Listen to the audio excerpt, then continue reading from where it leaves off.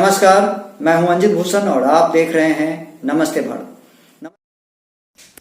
मजदूर किराएदार विकास पार्टी के कार्यालय पर राष्ट्रीय अध्यक्ष महेंद्र पासवान और राष्ट्रीय उपाध्यक्ष सुभाष चंद्र रस्तोगी की उपस्थिति में कुछ लोगों को पार्टी का पदभार सौंपा गया, जिस अधिवक्ता अनिल सिंह को अधिवक्ता विंग दिल्ली प्रदेश का अध्यक्ष मनोनीत किया गया।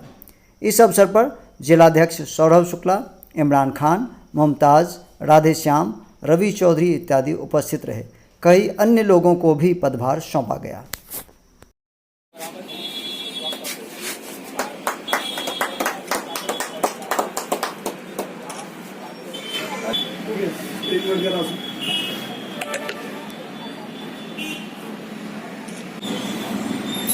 मजदूर किराएदार विकास पार्टी में शामिल होने का उद्देश्य, एक तो मैं एडवोकेट हूँ और यहाँ की लीगल विंग में मुझे अध्यक्ष बनाया गया है। और जो इसका विजन है, मैं लीगल एडवोकेट हूँ, इनके कानूनी कार्य देखूंगा सारे, लेकिन जो विजन है उस पर ही मैं अपनी वकालत में कहना चाहता हूँ। वो बहुत बड़ा और अच्छा विजन है।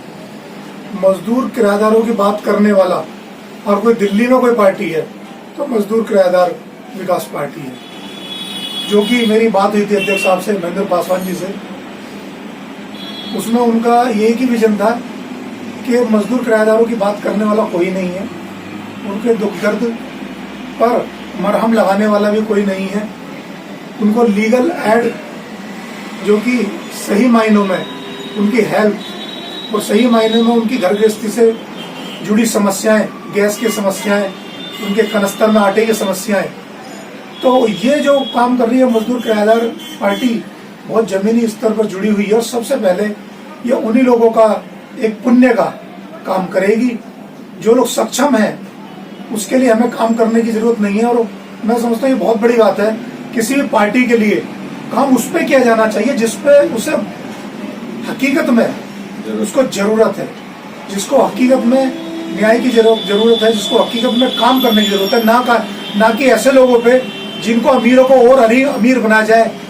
और ऐसा काम नहीं करना चाहिए। और ये पार्टी गरीबों को गरीब बनाने का काम नहीं करेगी दूसरी पार्टियों की तरह, ये उनका उत्थान के लिए, उनकी प्रोग्रेस के लिए काम करेगी। जी नमस्कार, मैं महेंद्र पासवान, मजदूर किराएदार विकास पार्टी के राष्ट्रीय अध्यक्ष। हमारी टीम में एक नए साथी जुड़े हैं, बहुत होनहार व्यक्ति हैं, समाज के लिए बहुत सारा काम करते रहते हैं और जरूरतमंदों के साथ भी खड़े होते हैं। तो हमने सोचा क्यों ना अपनी पार्टी में अनिल जी, जो प्रोफेशनल ये वकील हैं और लोगों के जनहित के कार्य करते रहते हैं, तो क्योंकि भावनाएं इनकी थी जनसेवा की, तो इससे बढ़िया और कोई पार्टी है नहीं देश में जो दबे कुचले लोगों की बात करे, गरीबों किराएदारों की बात करे।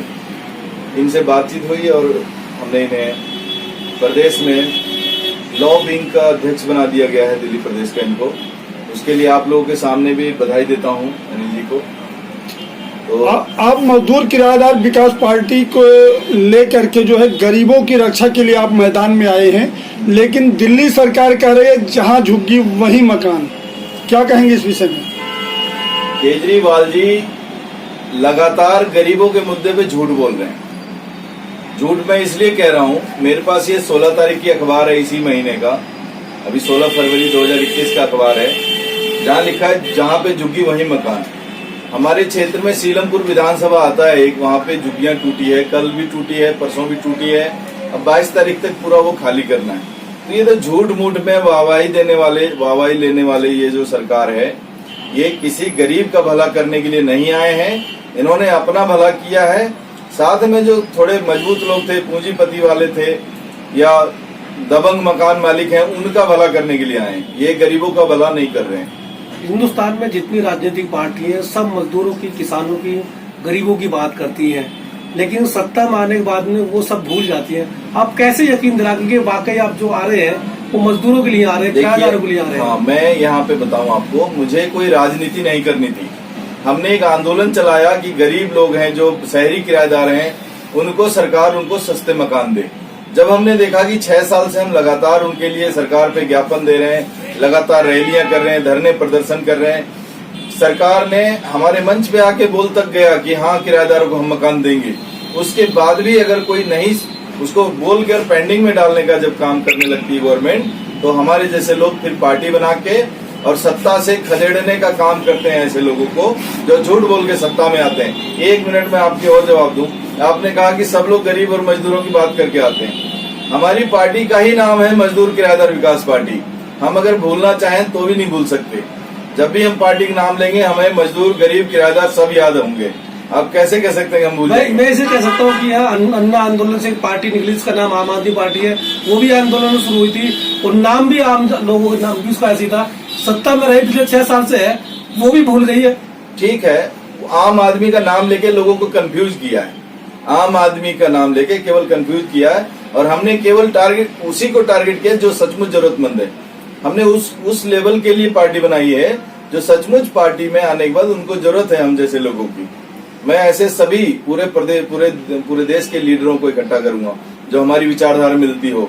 और दिल्ली में जो आने वाला जो 2025 का चुनाव रहेगा, हम आपके चैनलों के माध्यम से भी बोल रहे हैं कि जब भी हमारी दिल्ली में सरकार बनेगी 2025 में, तो किराएदारों को 6 महीने के अंदर अंदर मकान देंगे। ये हमारा खुला मतलब एक तरह से हम किराएदारों को भी कह रहे हैं ये बात अपने वादा के रूप में, सरकार से भी कहना चाहते हैं कि अगर किराएदारों को इग्नोर किया तो हम आपको सत्ता से बेदखल करने की पूरी ताकत रखते हैं। उसके लिए हम पूरे टीम के साथ एक एक करके 2-2 करके लोगों को इकट्ठा कर रहे हैं।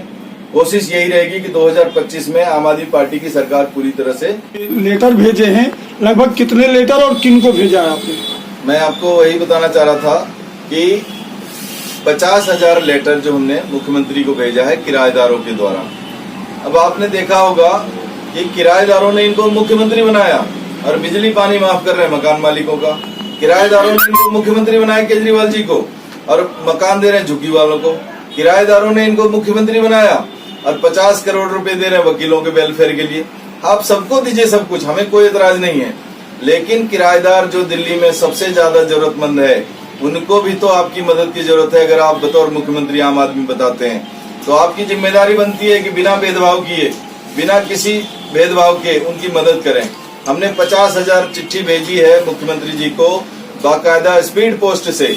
आखिर कोई तो इनका सचिव होगा जो संभालता होगा चिट्ठियों को, कूड़े में तो नहीं डालते होंगे, फिर क्यों नहीं किराएदारों को मदद किया जा रहा है?